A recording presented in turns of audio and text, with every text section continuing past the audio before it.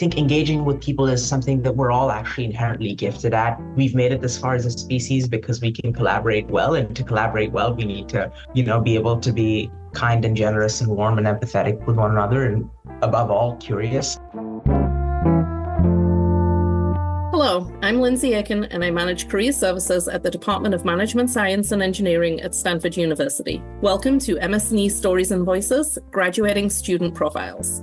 Coming back to university can be difficult socially. We probably don't know anyone, but we want to. Most people arrive in September, but there are some who start every quarter. And our full-time master's students are generally with us for anywhere between 3 and 5 courses, which goes by really quickly. On top of that, our students want to get to know others from across the university because they recognize the value of interdisciplinary thinking and perspectives. So what is the best way to get to know people in a deeper and more meaningful way? This was the challenge that Shreyas Lakhtakia, who I'll be talking with today, was facing. And it's a challenge that he had a unique solution for. I'm looking forward to chatting more about this solution. So Shreyas, thank you so much for being with me today. And let's get started with an overview of why Stanford and why MS&E specifically. Stanford has such great institutions across the spectrum, right? It's not just an engineering school. It's not just an undergraduate institution.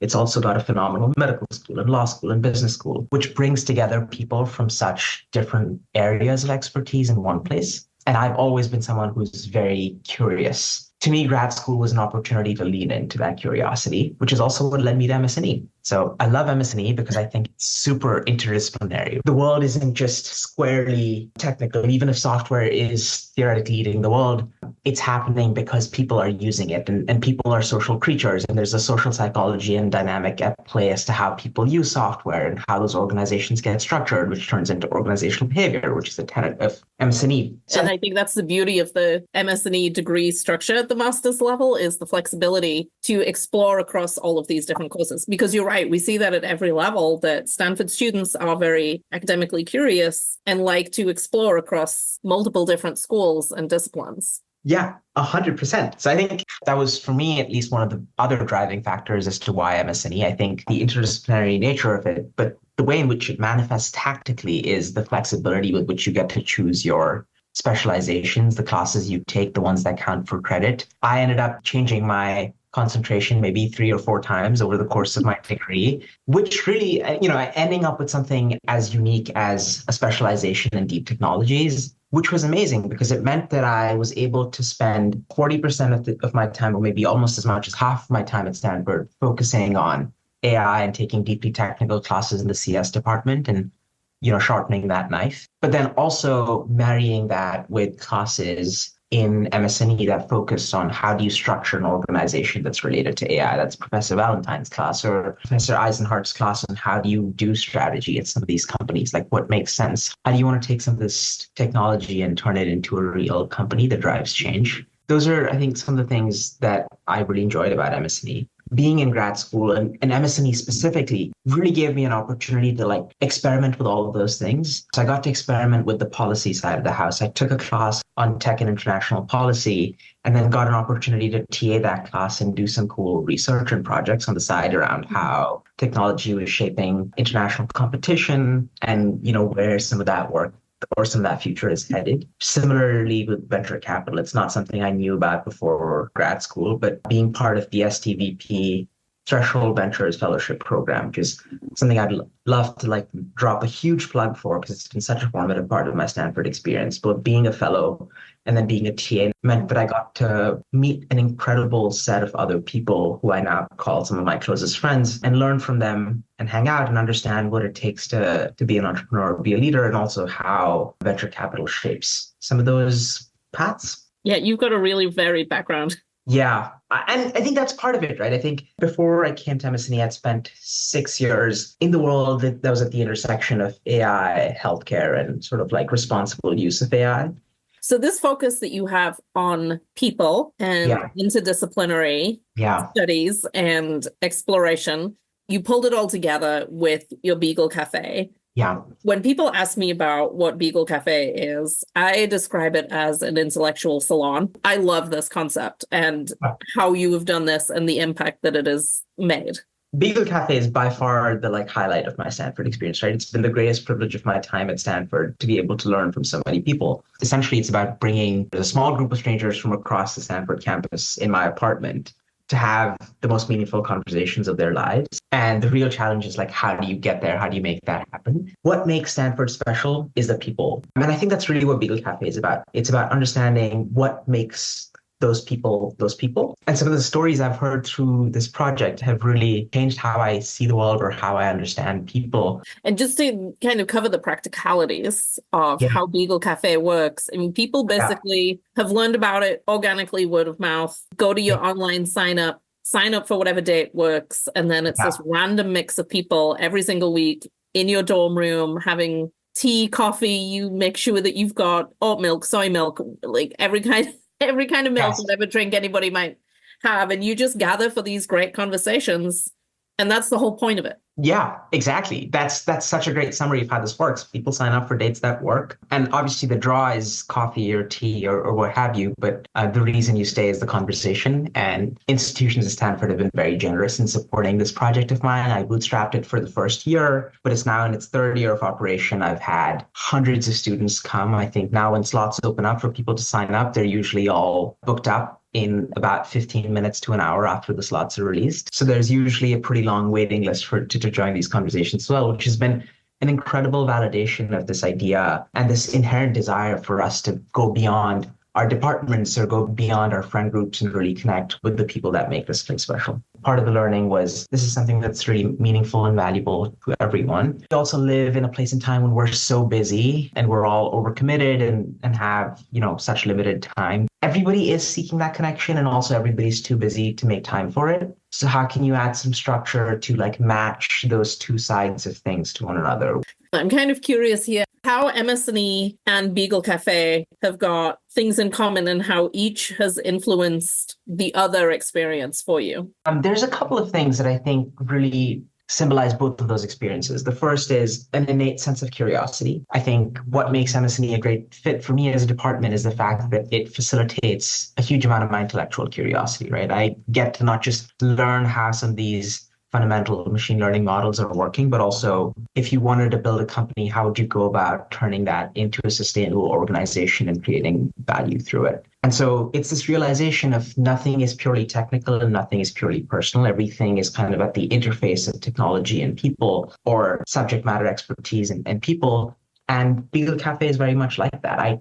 I can't reason with all the research experience that people bring, but I can empathize with them as human beings in terms of how it's hard to do something new or, the challenges that go with communicating something new to a new audience. And then very practically as well, being in MS&E exposes me to so many new ideas out there, which makes it easy for me to ask interesting questions about, what motivates certain kinds of work or what's hard about certain kinds of work. Almost all work has some quantitative aspect to it. And MS&E marries the qualitative with the qualitative so well that it gives me a nice way to be fluent in just about enough to ask anyone anything and be able to build that rapport. Yeah. What I was impressed by, the one that I came and attended, was you was so masterful at finding the connections between this huge variety of people who were there, finding those connections and then instigating this conversation that included everybody. Right. In just a way that it could be this genuine and authentic and really fascinating conversation that covered how meaningful everyone's internships were going to be. Right. And so there was more vulnerability there. And then how it segued into this examination of how the media does or does not reflect all of our different national origins accurately. Right. Yeah. And it was just the sort of conversations that you don't always get at. Yeah, that's such great memories. I'm remembering our conversation actually quite well now. And I think one of the biggest draws of Beagle Cafe, and one of its raison d'etre, is we need more depth. I think we have so much surface level engagement with things and people, whether it's on social media or someone you're just passing by the hallway. What drives people is, the experiences or the life stories, the whys or the joys or the disappointments sort of that lurk beneath the surface, and being eager and willing and vulnerable enough to engage at that level is what the Beagle Cafe special sauce is. And it's because everyone is willing to do that. I think if we're willing to be respectful of one another and be thoughtful listeners, and it's a space that we can actually access. And so a big part of it is actually just creating a kind of space where people are willing to go beyond just surface level into the depth. In fact, there's only one rule for Beagle Cafe, which is that there is no small talk at Beagle Cafe. I feel like the common denominator, though, across all of these conversations is obviously you. And so where does this skill and warmth and empathy that you have to get it to this deeper level, where did that come from? What gave you those skills? I'm going to say two aspects of my life that have informed this work, maybe three. And then the third thing I'll say, which is maybe the thing to start with, is that it's very learnable. I think engaging with people is something that we're all actually inherently gifted at. We've made it this far as a species because we can collaborate well. And to collaborate well, we need to, be able to be kind and generous and warm and empathetic with one another. And above all, curious, I think. And I think there's a very fine but clear line between curiosity and judgment. And the more you can do to sort of like engage while staying on the side of curiosity as opposed to judgment, I think the easier it is. There's a lot of like, what are questions that are taboo, or what are things that we should or should not say, or words that we should or shouldn't use. And of course, we want to be respectful of other people. But I think too often we conflate being respectful of other people with being aloof. And I don't think those two things are the same things. I will say there's two specific aspects of my life story that have kind of helped me distinguish between those two things. The first is kind of growing up. I had attended 6 or 7 different schools by the time I wrapped up in high school. We moved almost every 2 or 3 years growing up in India because my dad worked for the federal government, and that meant that he would be, deputized to all sorts of places. And so for me, that meant as a little child growing up, seeing very different parts of India, speaking different languages. I grew up in a Telugu-speaking part of India, in a Hindi-speaking household with, very distinct culture, and learned to love Andhra Pradesh, the state that I was born in, or I guess Telangana as it's now called, stood for aspects of that culture, and relate that with maybe more of my North Indian heritage and how we did things there differently. And then moving to the US well over 12 years at this point, coming here for college in an institution that is very much a bubble on the East Coast, navigating that environment, and then, living in places like New York, which is again like a total cultural melting pot, have kind of like attuned me to the I think in some ways the variety that people of life experiences that people bring, and being curious about those. And then the second is also the kind of my work. I love being a PM for these reasons. I think a big part of what being a great PM is being empathetic to different people, their needs. And yes, of course, you want to be able to marry that with technology at the end of the day, which is again that interdisciplinary piece. But to be a great PM, you need to be able to just genuinely listen to people. You can't go in with this assumption that your product is a sales pitch and you're going to convince them to use it. If you don't start by listening to what they need, you'll never figure out how to build the thing they truly want. So I think that's been another big aspect of what's made me a keen listener and wanting to listen to a lot of people. So as we think then this link with work and how your work in PM informed how you run the Beagle Cafe, what always stuck out to me is you talk about Beagle Cafe when you came into the office and things like that, and then attending it myself, was how wonderful this concept would be in so many different workplaces. Right. Who help people build those deeper connections that helps with genuinely doing good work when you have strong relationships with people. And you just always keep thinking, how does this translate into the workforce? Do you have any thoughts on how the Beagle Cafe concept could be in a big office, a big organization, how that could work? I think there's a few thoughts that come to my mind. And I think the key there is to maybe abstract away from this concept of sitting together and having coffee while having these conversations. I think the key part is, if you distill that to its essence, it's a group of people being sincere enough with each other to have meaningful conversation,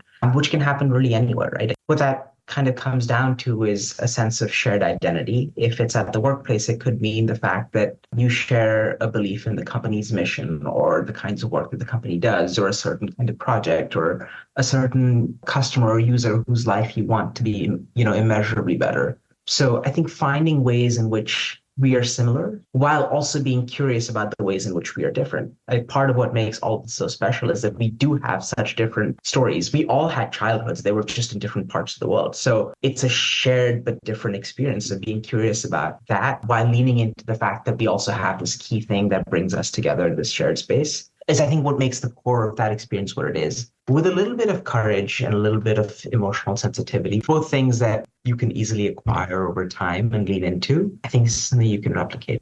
So speaking of where you go then, is this something that you are hoping to take into a future workplace with you and continue? Yeah, so I think there's a few things I'm trying to do. One, I'm trying to experiment with this idea of how to facilitate and encourage more genuinely interesting conversations. So I'm talking to a few academics around Stanford, see what that looks like and what the research has to say about these things. Charles Duhigg recently wrote a really great book on this topic called Super Communicators, around people who've managed to make this their life's craft. And it's something that I really hope we can see more of on college campuses across the US. And I'm very sympathetic to people wanting their voices heard, no matter what their beliefs are. I think no matter what your beliefs are, I do recognize a need for wanting to be heard. And so how can we curate better, more genuine, more empathetic settings for people to be able to say what they believe and actually go beyond just what they believe to actually get to the substance of what makes them believe those things and what are some emotional or academic or personal life experiences that sort of inform those beliefs. Because I think that's where we can engage with these conversations with more humility and more humanity.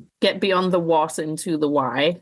Exactly, because I think as long as it is a question about what belief you hold, it almost necessitates that for one belief to be right, the opposite belief needs to be wrong, which is, I think, an unfair imposition. It's a starting point which we could never live up to if we wanted to have a civil discourse.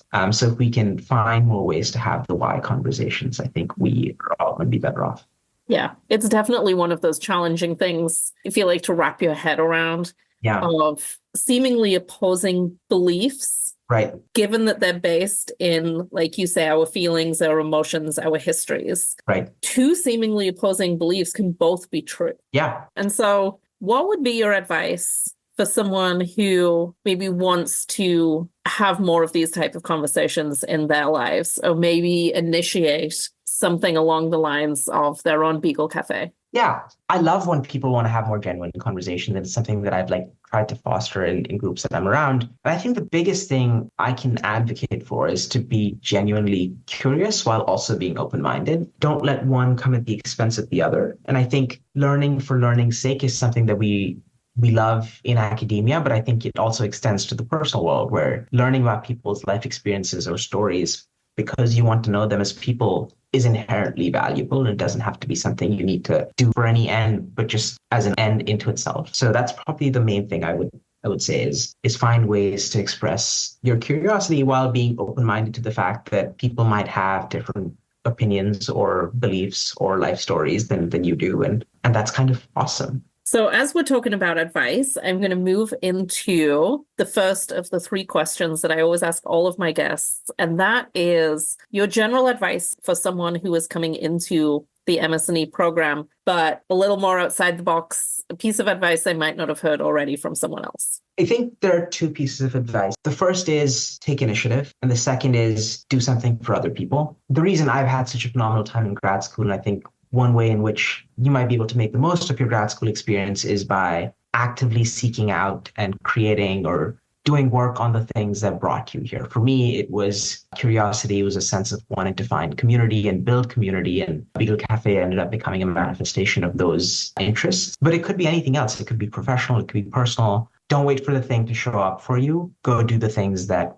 are going to make those things happen for you.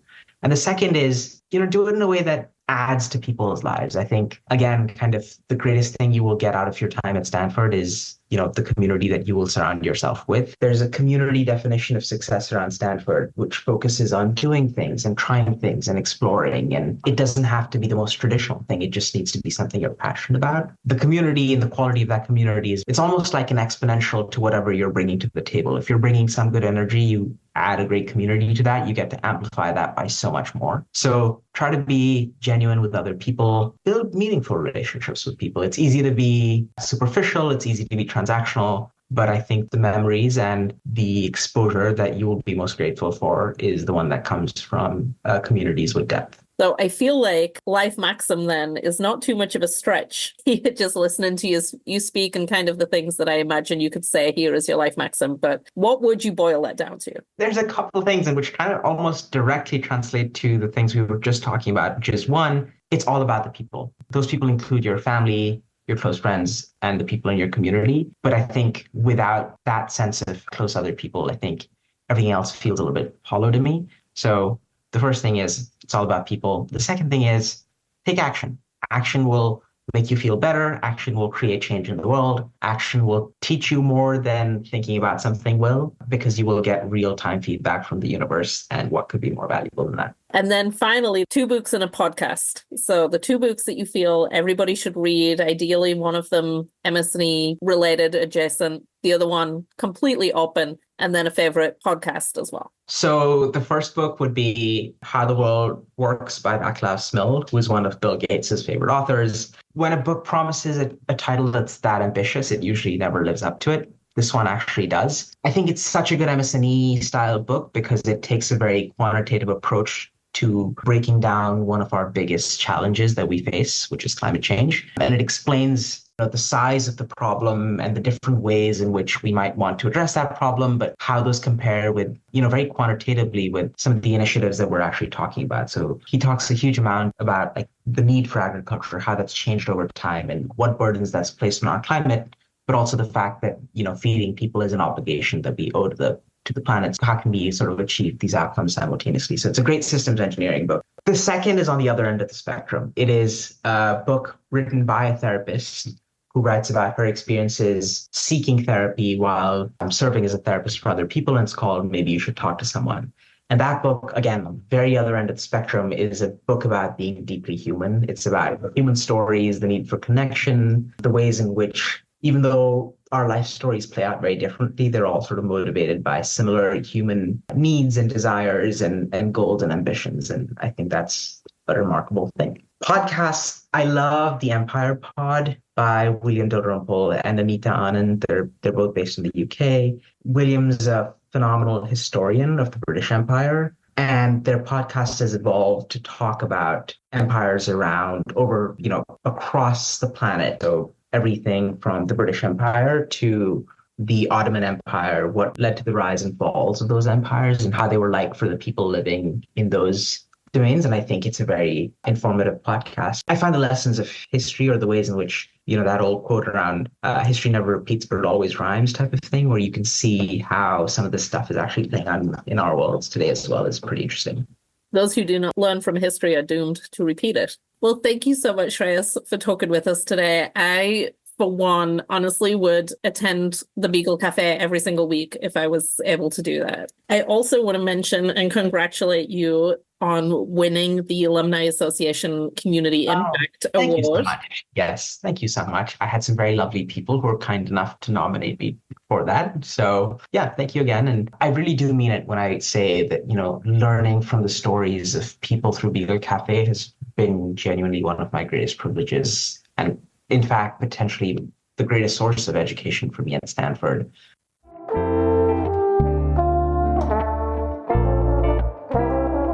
Thank you for listening to this episode of MS&E Stories and Voices, Graduating Student Profiles. This episode was produced and edited by me, Lindsay Aiken, with editing support from Jim Fabry. Our music was composed and performed by Catherine Barron, MS&E Masters Class of 2023. Please be sure to subscribe to us on Spotify or whichever platform you're listening on. And check out our website at msne.stanford.edu. That's msande.stanford.edu. Thank you again, and we'll see you next time.